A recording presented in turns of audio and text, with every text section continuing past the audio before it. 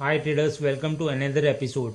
Best price action trading strategies series को continue करते हुए आज हम 3 ट्रेडिंग स्ट्रैटेजीज पर डिस्कशन करने जा रहे हैं जो मार्केट में बहुत काम करती हैं। Shrinking candles, momentum candlestick pattern और फेक ब्रेकआउट। यह एक पावरफुल ट्रेडिंग स्ट्रैटेजीज हैं जो आपको प्रॉफिटेबल ट्रेड्स की पहचान करने और रिस्क को प्रभावी ढंग से मैनेज करने में मदद करती हैं। चाहे आप एक अनुभवी ट्रेडर हों या अभी शुरुआत कर रहे हो, इन पैटर्न्स और स्ट्रैटेजीज को समझने से आपको मार्केट में एज मिल सकती है। तो आराम से बैठिए और यह सीखने के लिए तैयार हो जाइए कि अपनी ट्रेडिंग को नेक्स्ट लेवल पर कैसे ले जाएं।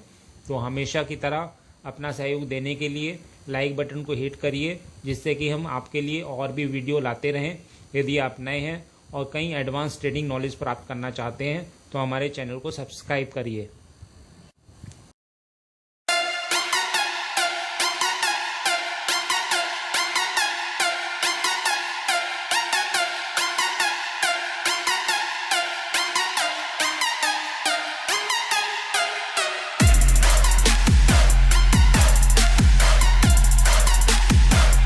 आगे बढ़ने से पहले मैं आपसे पूछूंगा एक क्वेश्चन, जिसका आंसर आप सब लोग करोगे कमेंट सेक्शन में। क्वेश्चन ये है, ट्रेड करने के लिए इनसाइड कैंडलस्टिक पैटर्न को कहां ढूंढना चाहिए? तो ये हैं आपके ऑप्शन। ए, चार्ट पर कहीं भी बनने पर ट्रेड ले सकते हैं, या फिर बी, सिर्फ की लेवल पर बनने पर ही ट्रेड लेना चाहिए। कमेंट सेक्शन में करिए उत्तर। जो लोग सही आंसर करेंगे कोशिश करूंगा कि उनके कमेंट को हार्ट दे दूं, ताकि बाकी लोग समझ पाएं कि सही उत्तर क्या है। श्रिंकिंग कैंडल्स उस स्थिति को दर्शाता है जिसमें कैंडल्स की बॉडी सपोर्ट और रेजिस्टेंस या सप्लाई और डिमांड जोन तक पहुंचने से पहले छोटी और छोटी होती जाती हैं। श्रिंकिंग कैंडल्स के पीछे की साइकोलॉजी है कि किसी ट्रेंड में मोमेंटम का लॉस हो जाना। यह उस स्थिति को दर्शाता है जिसमें किसी विशेष दिशा, ऊपर या नीचे में प्राइस मूवमेंट की स्ट्रेंथ कमजोर होने लगती है। यह ट्रेडर्स और इन्वेस्टर्स के लिए एक महत्वपूर्ण संकेत होता है, क्योंकि यह ट्रेंड की दिशा में संभावित बदलाव का सुझाव देता है। यहाँ कुछ सामान्य इंडिकेटर्स या साइन दिए गए हैं जो किसी ट्रेंड में मोमेंटम लॉस का संकेत दे सकते हैं। डिक्रीजिंग वॉल्यूम में, जब ट्रेडिंग वॉल्यूम जो ट्रेड किए गए शेयर्स और कॉन्टैक्ट की संख्या को रिप्रेजेंट करता है, एक विशेष दिशा में प्राइस बढ़ने पर गिरना शुरू हो जाता है, तो यह कमजोर मोमेंटम का संकेत दे सकता है। लोअर वॉल्यूम से पता चलता है कि मार्केट में कम पार्टिसिपेंट्स हैं, जिससे ट्रेंड में विश्वास की कमी हो सकती है। यह डोजी कैंडलस्टिक, हैमर और hanging man longer candlestick wicks के साथ होने पर सबसे अच्छा काम करता है। डायवर्जेंस के टेक्निकल एनालिसिस में डायवर्जेंस तब होता है जब प्राइस एक ट्रेंड में बढ़ रहा होता है, लेकिन आरएसआई इंडिकेटर विपरीत दिशा में बढ़ रहा होता है। यह संकेत देता है कि मोमेंटम कमजोर हो रहा है। यह डोजी कैंडलस्टिक, हैमर और hanging man longer candlestick wicks के साथ होने पर सबसे अच्छा काम करता है। मोमेंटम कैंडलस्टिक पैटर्न एक पैटर्न है जिसमें 2 लगातार कैंडल्स होती हैं, जिसमें दूसरे की बॉडी पहले से बड़ी होती है।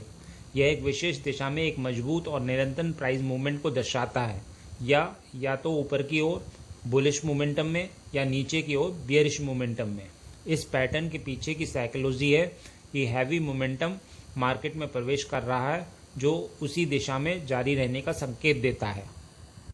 यहाँ कुछ कॉमन इंडिकेटर्स या साइन दिए गए हैं जो किसी ट्रेंड में मोमेंटम का संकेत दे सकते हैं। प्राइस मूवमेंट में सबसे स्पष्ट संकेतों में से एक प्राइस मूवमेंट का परिमाण है। बुलिश ट्रेंड में प्राइस लगातार हायर हाई बनाता है और बेयरिश ट्रेंड में प्राइस लगातार लोअर लो बनाता है। वॉल्यूम में मोमेंटम अक्सर हाई ट्रेडिंग वॉल्यूम के साथ होता है।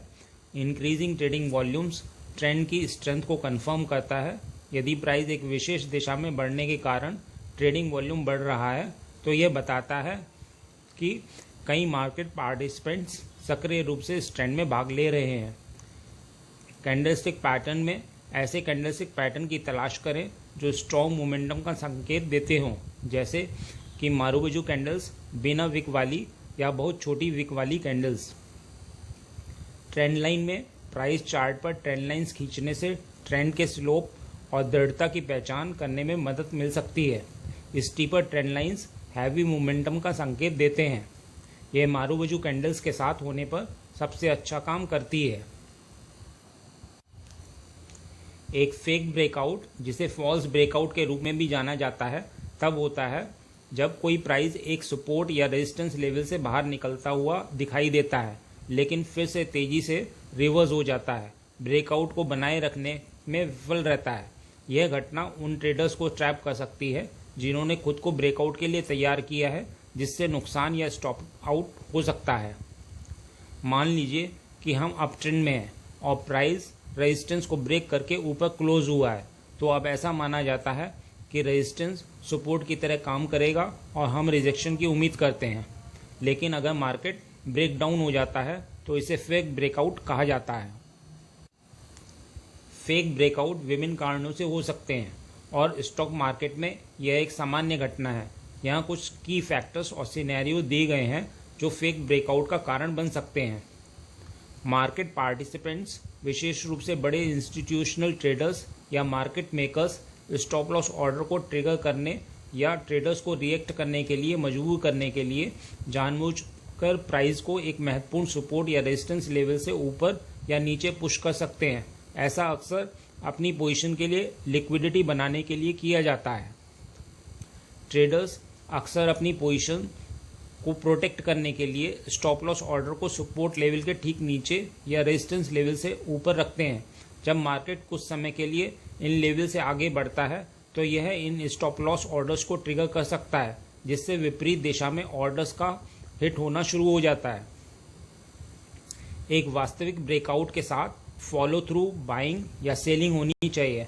साथ ही प्राइस ब्रेकआउट दिशा में आगे बढ़ते रहना चाहिए। निरंतर मोमेंटम की कमी एक फेक ब्रेकआउट का संकेत दे सकता है। कम ट्रेडिंग वॉल्यूम, लो वॉलेटिलिटी या किसी विशेष प्राइस लेवल पर ट्रेडिंग रुचि की कमी जैसे टेक्निकल फैक्टर्स के कारण फॉल्स ब्रेकआउट हो सकते हैं। फेक ब्रेकआउट ट्रैपिंग से बचने के लिए ट्रेडर्स और इन्वेस्टर्स अक्सर विभिन्न टेक्निक्स का उपयोग करते हैं, जिसमें एक है वॉल्यूम एनालिसिस। ब्रेकआउट की पुष्टि करने के लिए ट्रेडिंग वॉल्यूम को एनालाइज करें। एक मजबूत ब्रेकआउट आदर्श रूप से बढ़ते वॉल्यूम के साथ होना चाहिए। फेक ब्रेकआउट ट्रैपिंग से बचने के लिए दूसरी टेक्निक है मल्टीपल टाइम फ्रेम्स पर ब्रेकआउट का विश्लेषण करना। मान लीजिए कि प्राइस एक लेवल पर सपोर्ट ले रहा है और उस लेवल को ब्रेक कर देता है, तो हम उम्मीद करते हैं कि अब प्राइस उस लेवल से रिजेक्ट हो जाएगा और सपोर्ट रेजिस्टेंस के रूप में कार्य करेगा। लेकिन यह रेजिस्टेंस विफल रहा और प्राइस वापस सीमा में आ गया, जो बाइंग मोमेंटम और प्रेशर को दर्शाता है। इसलिए उम्मीद करें कि प्राइस में बढ़ोतरी जारी रहेगी। इसके अलावा अगर हम हायर टाइम फ्रेम पर देखें तो मार्केट अप ट्रेंड की ओर है। फॉल्स ब्रेकआउट को पहचानना और मैनेज करना ट्रेडर्स के लिए एक आवश्यक स्किल है, क्योंकि यह मार्केट में फॉल्स सिग्नल्स और संभावित नुकसान से बचने में मदद करते हैं।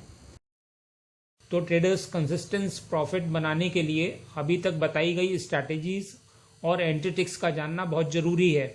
यदि आप अभी तक इनसे अननोन हैं तो आप डिस्क्रिप्शन में दिए गए वीडियो लिंक से उन्हें देख सकते हैं। बस इतना ही इस वीडियो में। उम्मीद करता हूँ इस वीडियो में दी गई जानकारी आपके लिए उपयोगी रही होगी। यदि हाँ तो लाइक बटन को हिट करिए और यदि आप नए हैं तो चैनल को सब्सक्राइब करिए। मिलते हैं नेक्स्ट एपिसोड में।